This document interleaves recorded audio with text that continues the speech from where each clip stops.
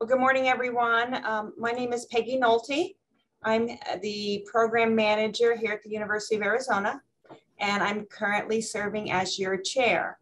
I want to go around the room and just introduce you to our admin team and our other board. So we'll start with, I think, Chris.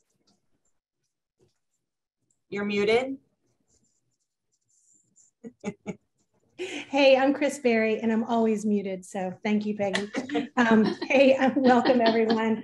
We're glad you're here.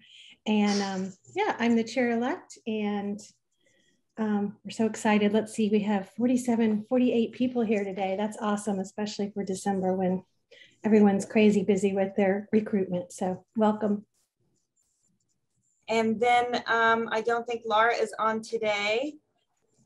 But we could not do, and it's been such a support for us, is having the AAN support with us. And I want Lucy, introduce yourself. Thank you, Peggy. Lucy Prasad, I'm the Associate Director for Trainee Education at the Academy.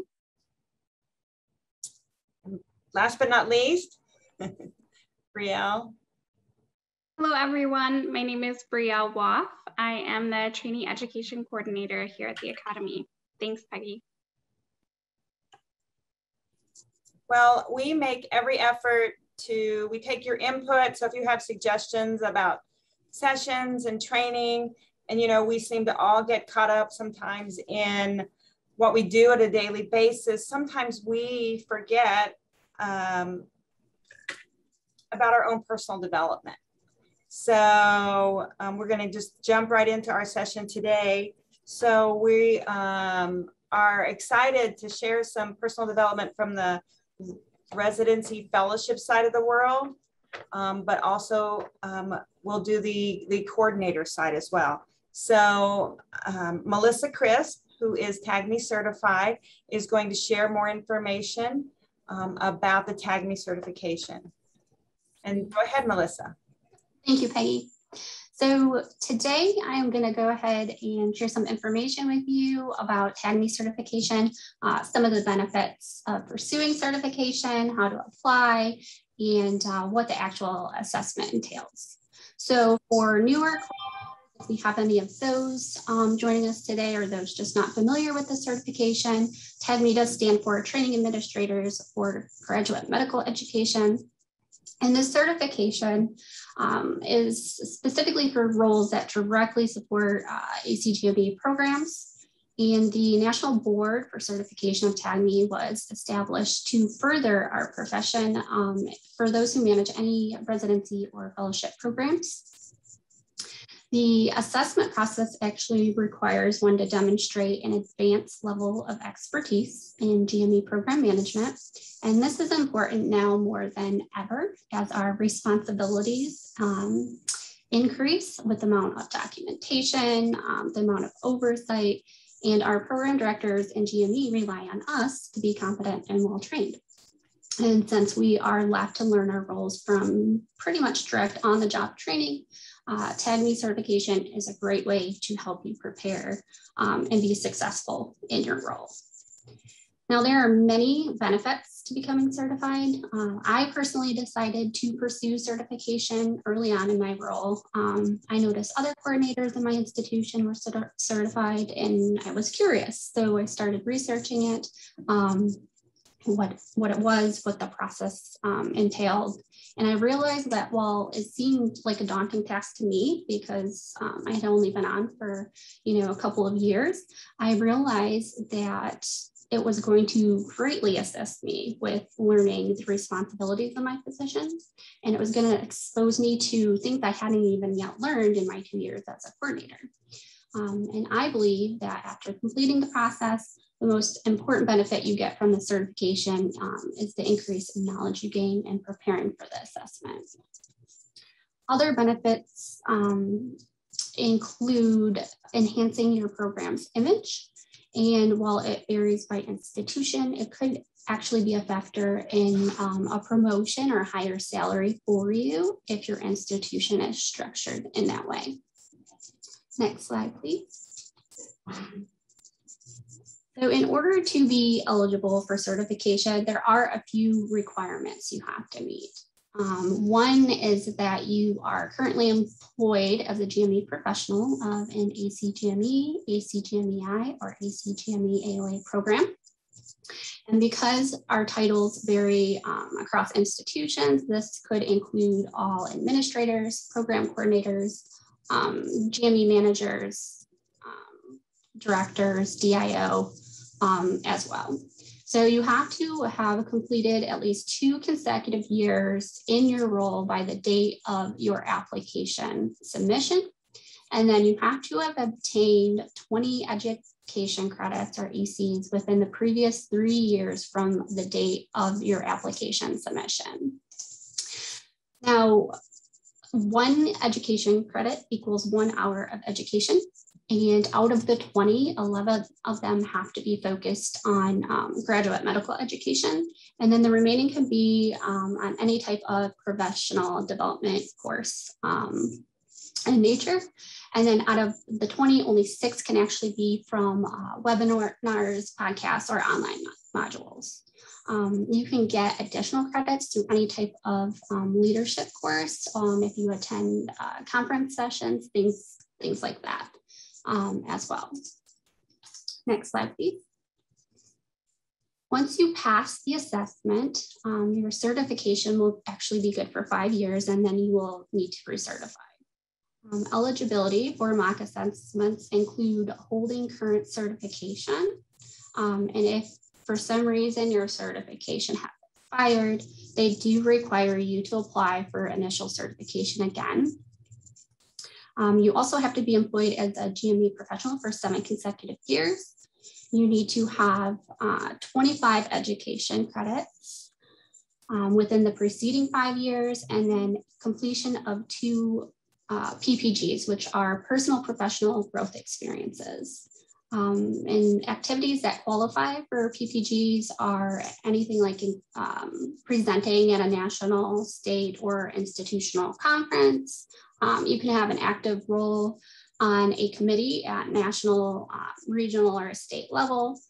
You can publish manuscripts, anything like that will count as a PPG.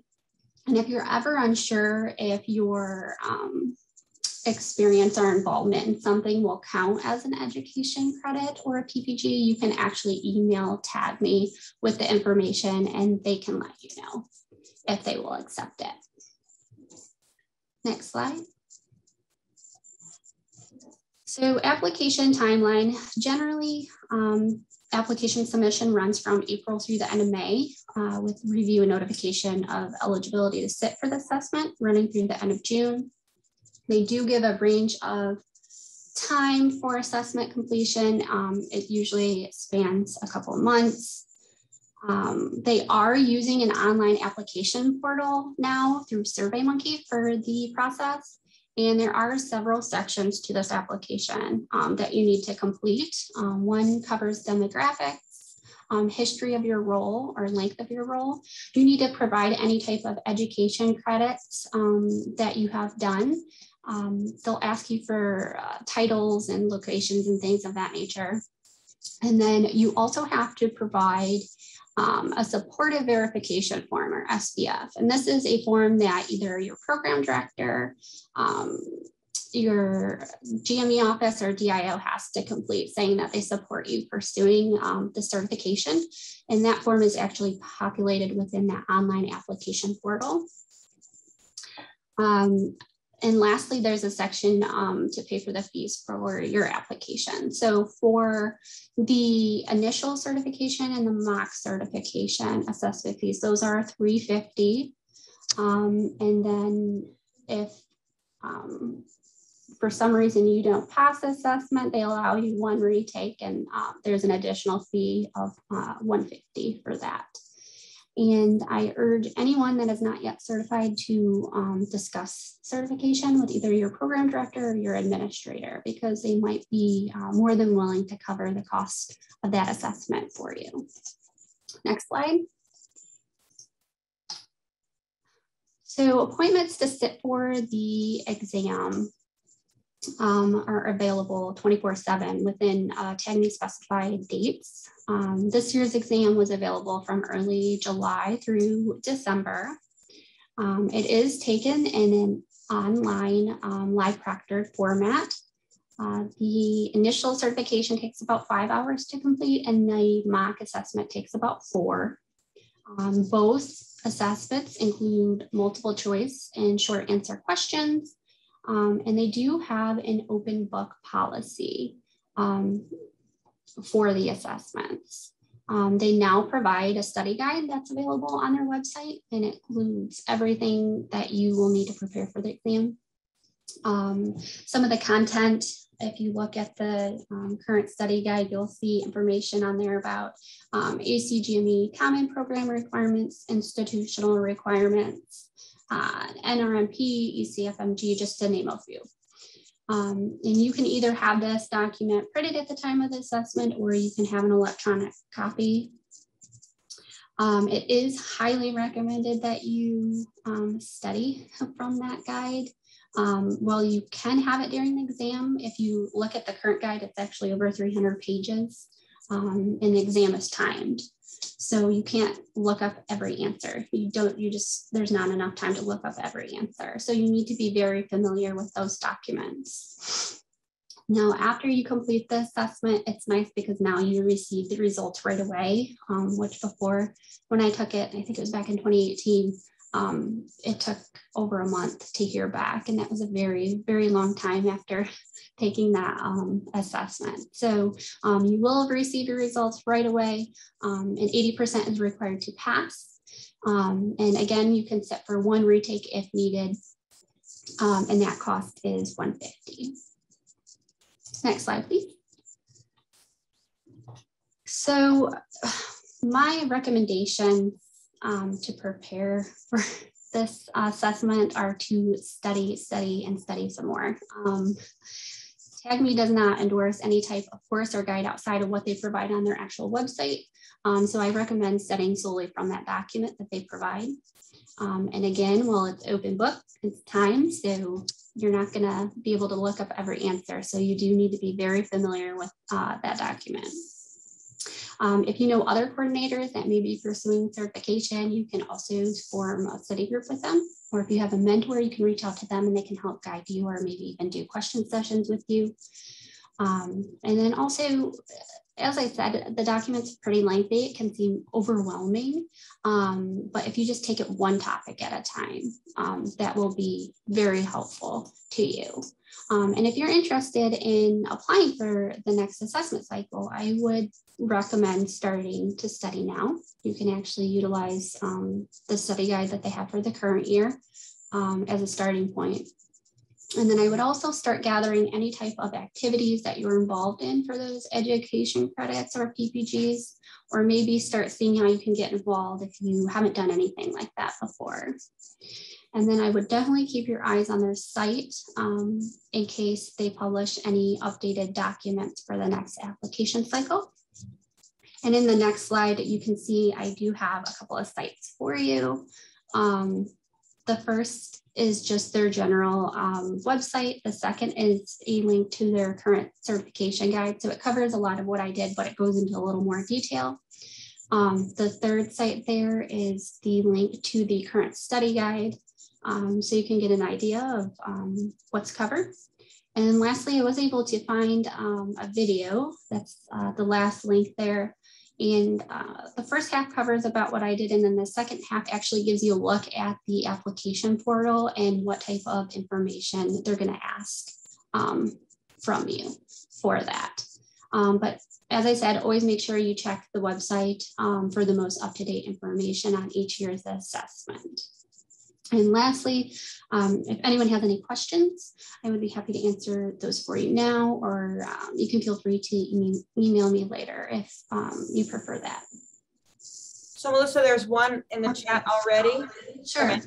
From Andrina Walters, ask, how do you track the credits, so your educational credits? Yeah, so it's not really done online. You just have to track it yourself. So anytime you attend a conference, or if you complete a module that has to do with professional development, or maybe you're speaking at a session at your institution, you're just going to track those yourself. The title, what it was, where it was, the date. So pretty much everything is up to you to track.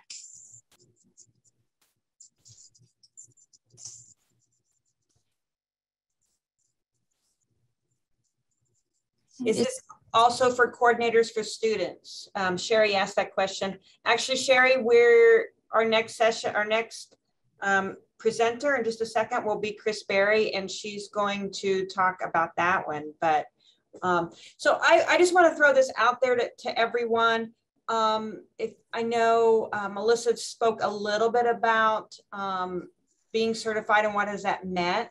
Does anyone have like a brief story, since we have a little bit of time, to maybe share like the benefits of now that you are TAGME certified?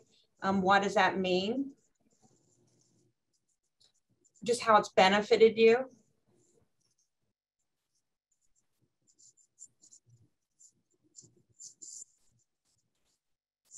Okay, no one wants to unmic and share, okay. Hey, why did you do it? So I can tell you, I'm actually not TAGME certified. I took the test the last year, it was on paper, but I can tell you, and I need to do this next year, it's one of my goals, but I can tell you it changed things with my program director. She looked at me differently, knowing that I was delving into the studying materials, and it actually helped me, just the stuff that you wouldn't normally know. And it's not about, I know all this stuff, it's about being that resource of know where to go. So here, so I've got some more questions coming in here. Andrina, again, is it like each event is a credit, or how are credits measured? Yeah, so 1 hour of education is 1 education credit. So if you attend a conference in professional development, just as an example, for 4 hours, then that would be 4 education credits. And then for the PPGs, that would be actual activities. So presentations, if you did 1 presentation, that would count as 1 PPG. Or if you published like 1 manuscript, that would be 1 PPG. What type of knowledge is being tested? Yes.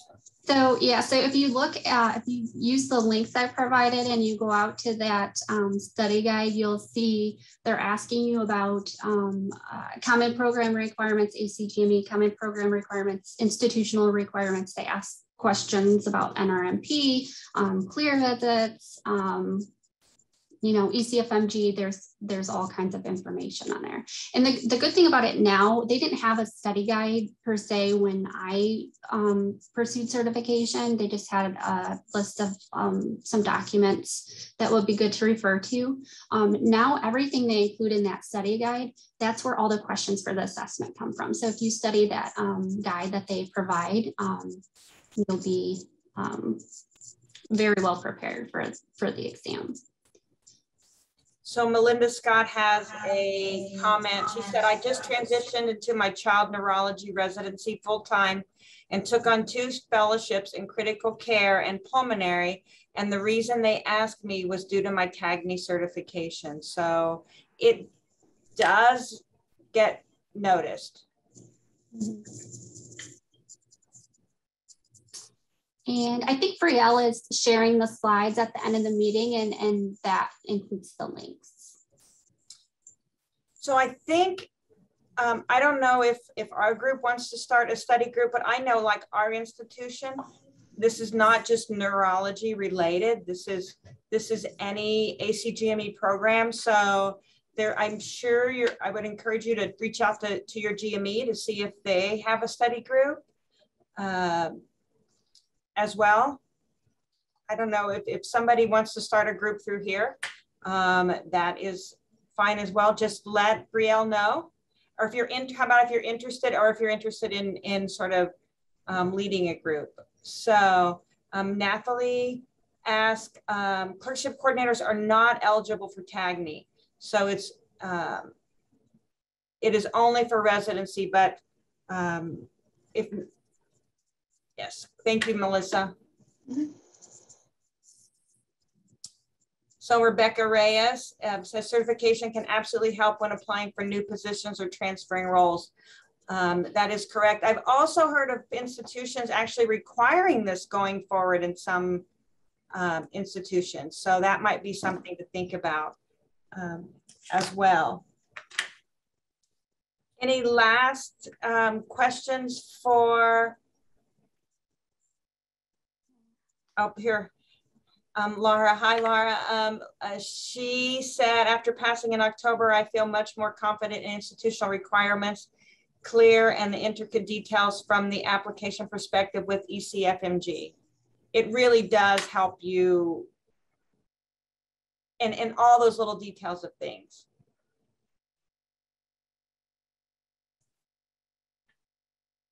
All right, thank you, Melissa. It's always great for you to share with us. We're going to move on now to Chris Berry, who's going to talk about the clerkship certification. Hey everyone, welcome. It looks like we have a couple of maybe newer clerkship coordinators or those that haven't gone through the process. I did see that Cheryl Marshall is on today. So hi Cheryl, so glad you're here.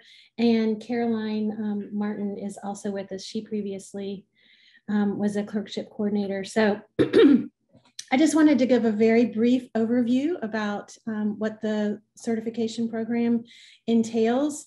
I have been the clerkship coordinator for nearly 9 years at Duke and got involved with the clerkship coordinator group prior to the consortium. Probably, I think it was back in 2018. And it has been a wonderful experience. And I attended AAN in person in Philadelphia and participated in the clerkship coordinator workshop program there that Celia Linton was the person who led that workshop program. And so we're planning to offer it again at AAN this year. So next slide. So I participated in the program back in, well, it started in 2019. This is just a little bit of background information. The program is administered through, it's CGEA AAMC certified. So Danita Pilzer and Kathy Chavez are the co-directors of the program. And if you're not familiar what CGEA is, it's one of the sections of AAMC. And Celia Linton Walker and I are now co-administrators of the neurology workshops. So Celia had attended training at ComCEP, well, prior to 2019 and led the workshop. So in 2019, and then I participated in training in 2020 and helped lead one of the sessions in July of 2020 that was virtual, right at the beginning of COVID. So we haven't been able to lead a workshop session since then at AAN, but that's our plan for this year. Next slide. So the certification is a two-step process. One is that you would attend AAN this coming spring in Seattle, and we'll have a workshop, a couple of different workshop sessions regarding that. So the topics cover understanding key leadership concepts and your role in medical education, an overview of LCME standards, and communication strategies and crucial conversations. Next slide. And then once you attend that workshop in person, you'll spend the next year just working on a project. So hopefully, like we did in Philadelphia, there'll be a nice group that you can get to know your peers and come up with we'll probably try to have a brainstorming session where you can come up with ideas for topics that you would want to do a project on. So I would suggest that you do a group project with other coordinators. Of course, you can do one by yourself if you like, but I loved getting to know the people that I did my project with. We had so much fun just getting to know each other throughout the year. And it's just great to establish those relationships with other coordinators and find out what they're doing at their institutions. And because everybody does things differently. But you're gonna just come up with your project, develop your project, research and submit a proposal that you'll submit to Celia and I. And that really doesn't have to be anything real in depth. Basically, you need to have your goals, an action plan, and intended outcomes. And then once you submit that to us and we give you the go ahead, you'll write an abstract and submit that for review. Most likely that would go to Danita and Kathy. And then you're going to want to spend the next year working on your project.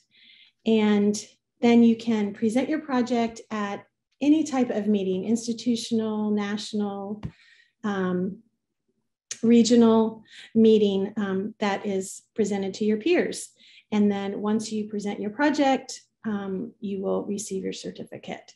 So we had planned to present in Toronto, but that got, because AAN got canceled, we actually ended up just presenting to our clerkship coordinator group. We had to have a certain number of coordinators present, but we did it all virtually. So there were, I want to say 4 groups of coordinators who worked on projects throughout the year in 2019 to 20. So next slide, please. So these are the projects that the group I was part of participated in. So we had a project on burnout and improving wellness. Celia presented her project in 2019 at AAN, and that was the roadmap to efficiency on integrating disparate data sources. And then I participated in the flipped classroom model with John Reedy and Amanda Jones. And we had another project on clerkship coordinator title and job reclassification, and another project on identifying and eliminating barriers, challenges for med students choosing the field of neurology as a specialty. And that was a project that I worked on with Jennifer Preventure from Vermont and Lori Wolfanger at Rochester. So next slide. So these are recent participants in the clerkship certification program. I put everyone's name up that I could remember and had worked on projects in 2019 and 20. In case you know one of these folks, you can reach out to them or you can reach out to me, and I'd be happy to help you catch up with one of them and ask them about what they did for their, more details about their projects. Yeah, that's really pretty much it. Let's see if I have one. I don't know if I have any more slides. I think that's it, Brielle. Yeah, that's it. So I just encourage you, if you're a clerkship coordinator, if you have questions for me, feel free to reach out to me.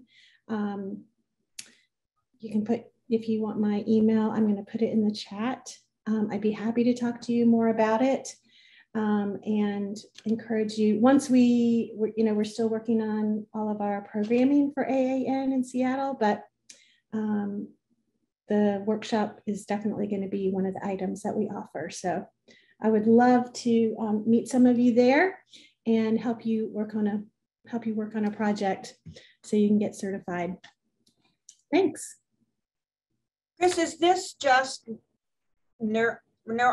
I became certified years ago when I was doing the clerkship, and it was done through my institution. Mm-hmm. So is that different now? I mean, it was probably 8 years ago that other specialties do it, like Danita and Kathy are both in pediatrics. So it's just that if you want to get certified to teach the workshop, like Celia and I did, we did a training with them. They used to offer that training through ComCEP, which is their annual conference for pediatrics, which is the conference that I attended at the very, very beginning of COVID in March. Anyway, there are other ways I think that you can do other certification programs. To be honest, I'd have to look into what those are. But this is a great way to do it. We just offer it like for neurology by hosting the workshop at AAN. So again, this is only going to be the second time we've offered it. The first time was in 2019.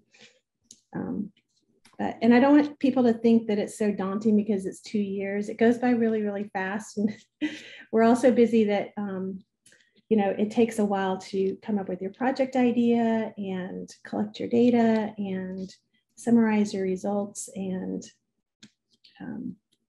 then ultimately present. So,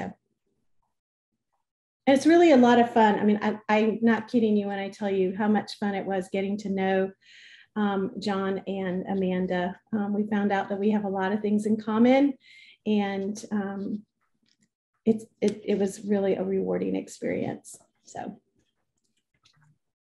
I don't think there are any questions. So thank you, Chris, for that presentation. Yep. Are there any last minute questions for either Melissa or for Chris? You can always email them.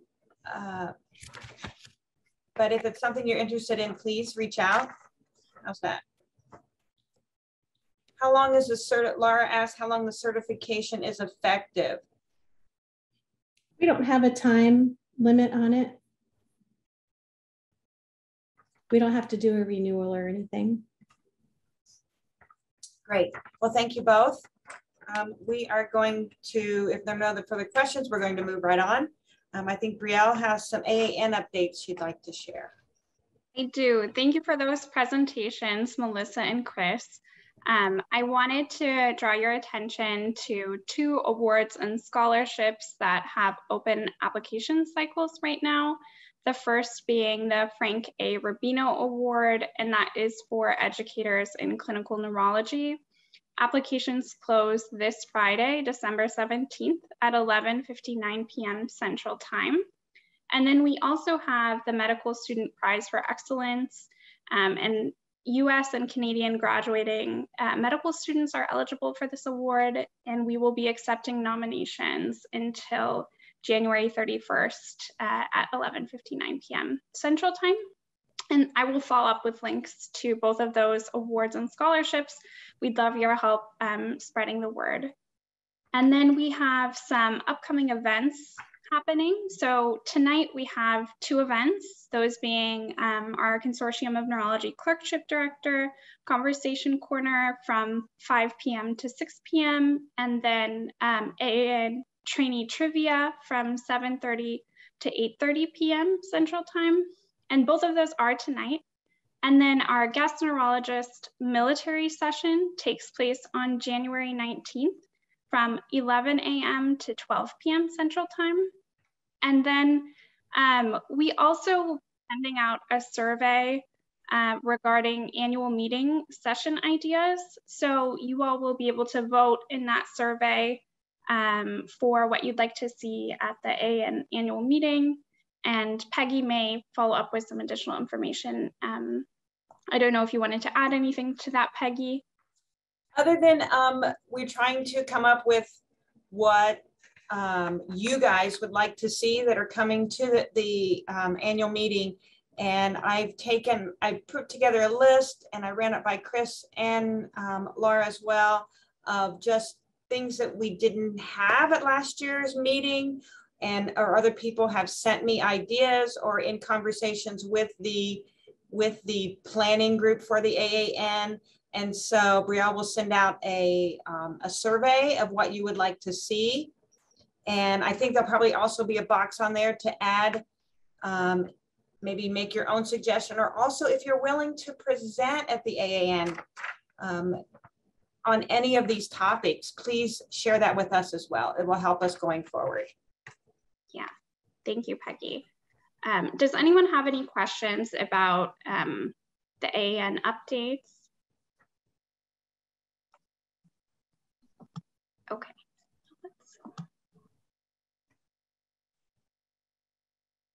So Rebecca actually has a question here about helpful to know dates so people can get approval to attend. We're actually working on that right now, trying to figure that out. So Brielle, Tara is asking about, can you say more about the events tonight?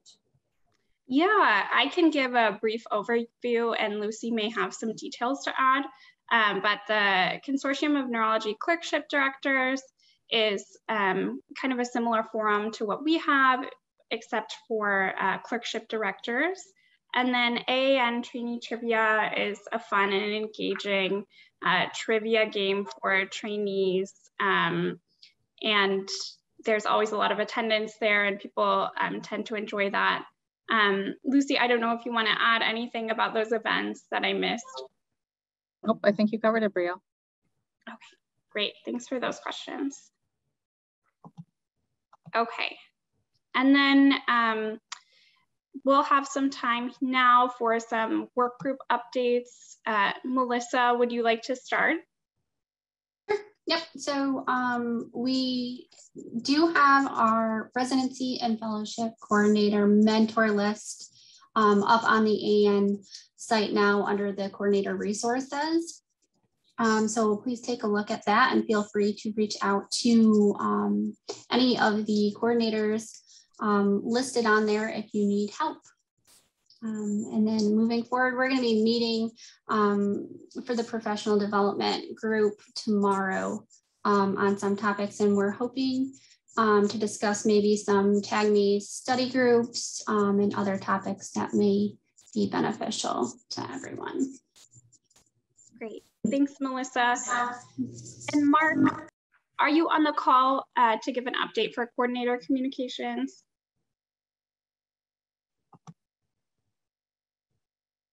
Okay, looks like Mark wasn't able to join. So for those that might be newer, a little bit newer, think of work groups as, I would say, I wouldn't call it a committee, but you pick a project as, Brielle, could you go back to this, the one slide backwards? So we have, this is like our action group.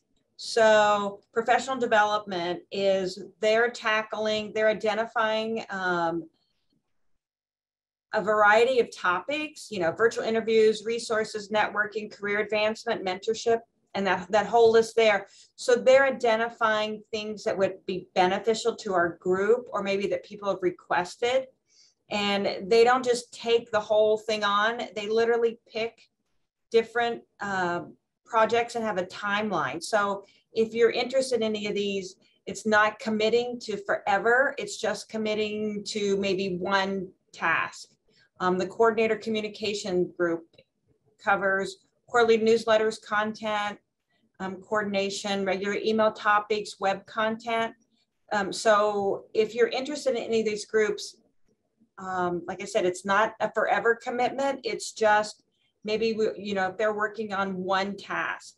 Melissa, could you give an example of maybe like one task that you're maybe working on and how that goes through just briefly? Sure. Yep. So we just meet and we discuss anything that we might think would be beneficial to all coordinators. And then when we start a project, we just kind of divvy out, you know, sections and we hope to complete, you know, these things by the next time we meet, and we meet monthly.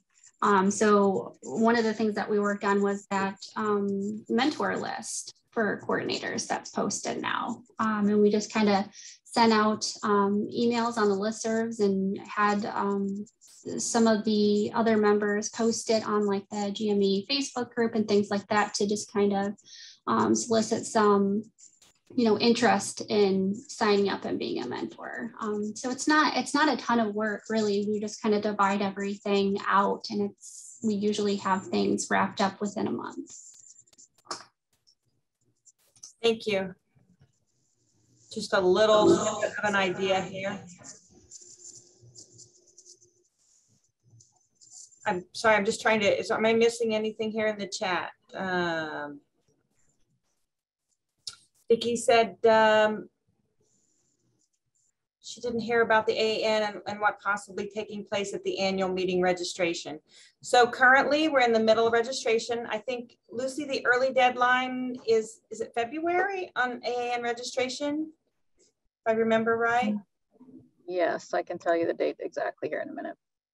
Sorry to put you on the spot there.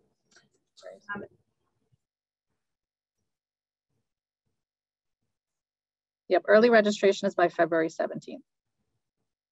So are we going to be required to pay the $1,300 this year?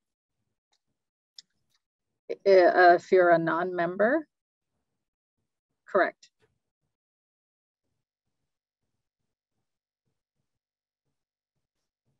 So there's not a I haven't booked. I'm sorry, Vicki, go ahead. There's nothing on that when you go to the register, it only has 13.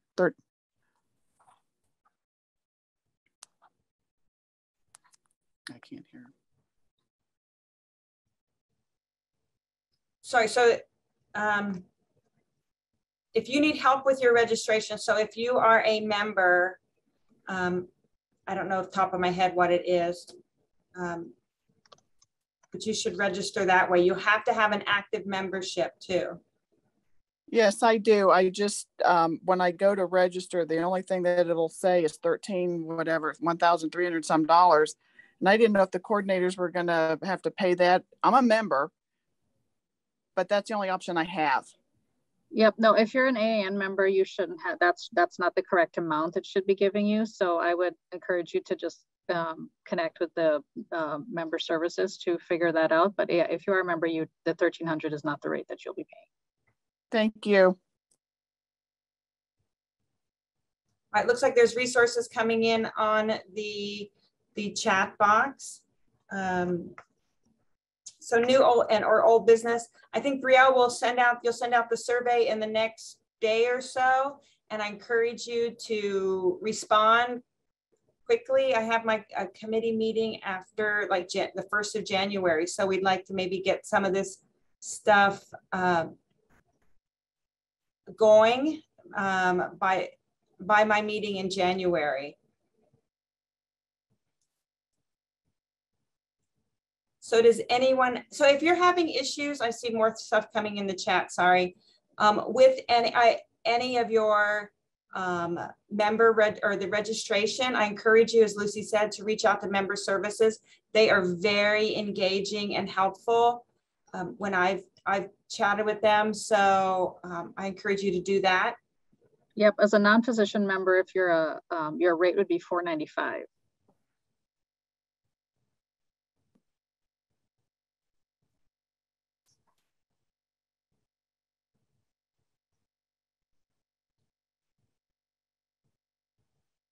So Melinda asked about coordinator programs being virtual at the AAN.